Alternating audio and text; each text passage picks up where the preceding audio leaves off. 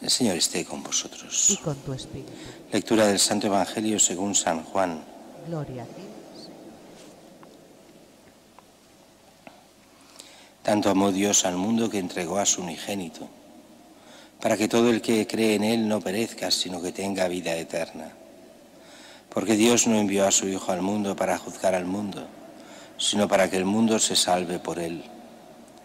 El que cree en Él no será juzgado, el que no cree ya está juzgado, porque no ha creído en el nombre del unigénito de Dios. Este es el juicio, que la luz vino al mundo, y los hombres prefirieron la tiniebla a la luz, porque sus obras eran malas.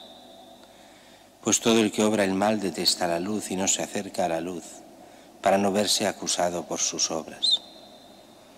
En cambio, el que obra la verdad se acerca a la luz, para que se vea que sus obras están hechas según Dios. Palabra del Señor. Gloria a ti, Señor Jesús.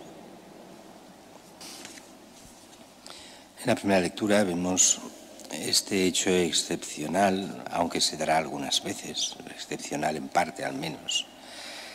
Es el hecho de que cogen a todos los apóstoles y los encarcelan, pero no lo hace el Sanedrín, ni lo hacen los romanos, lo hacen el sumo sacerdote,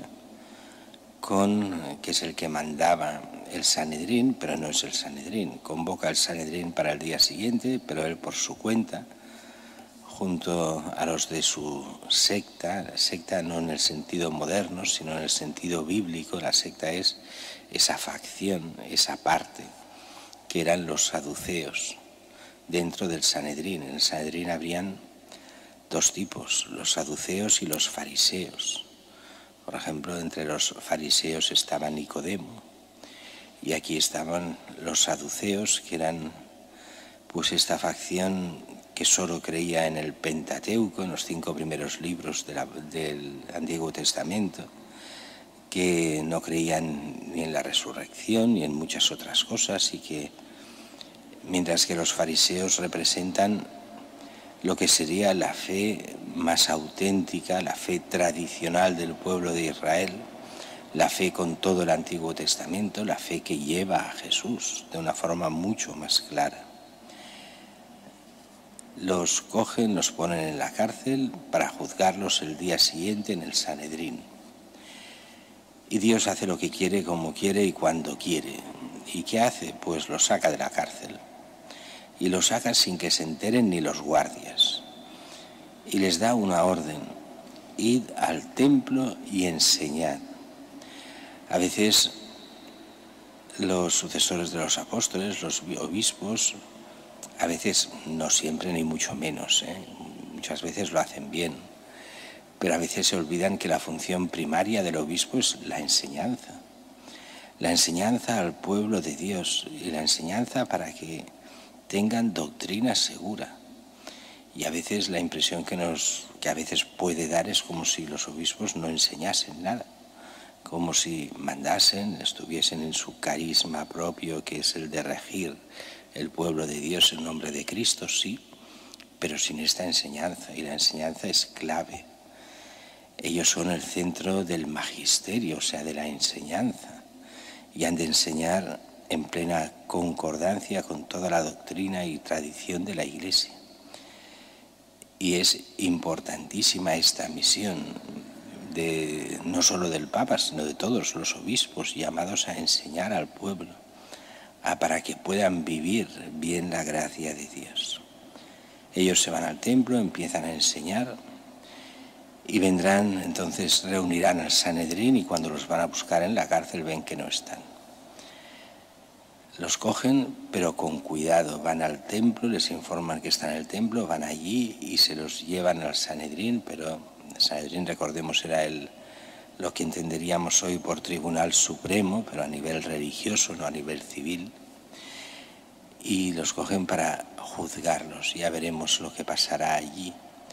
Pero se nota aquí toda la acción de Dios y del Espíritu Santo, que está, dejádmelo decir muy mal dicho, está fresco, y se nota que actúan con plena libertad, con pleno entusiasmo, y que empiezan a tener miedo las autoridades. Cuidado, ¿qué pasa con estos? Pero esto lo iremos viendo durante toda la Pascua, estos hechos de los apóstoles. Mientras que el Evangelio de hoy es un Evangelio clásico, con esta idea muy clásica, pero que a veces olvidamos. ¿Dónde está el juicio de Dios? El juicio de Dios no es ir condenando a la gente. Y aquí entra esta mentalidad de este Evangelio de San Juan que a algunos les cuesta de entender. El hombre ya está condenado. Cristo no ha venido a condenar a nadie. El hombre ya está condenado por su pecado. Lo que ha venido es a salvar al hombre que ya está condenado. Por eso la mentalidad del Evangelio es muy clara. El que no cree ya está juzgado porque no ha creído en el nombre del unigénito de Dios. Dios envía a su Hijo no para condenar al mundo, no para juzgarlo, sino para que se salve por medio de él. Es verdad que en la mentalidad bíblica, juicio equivale a condena.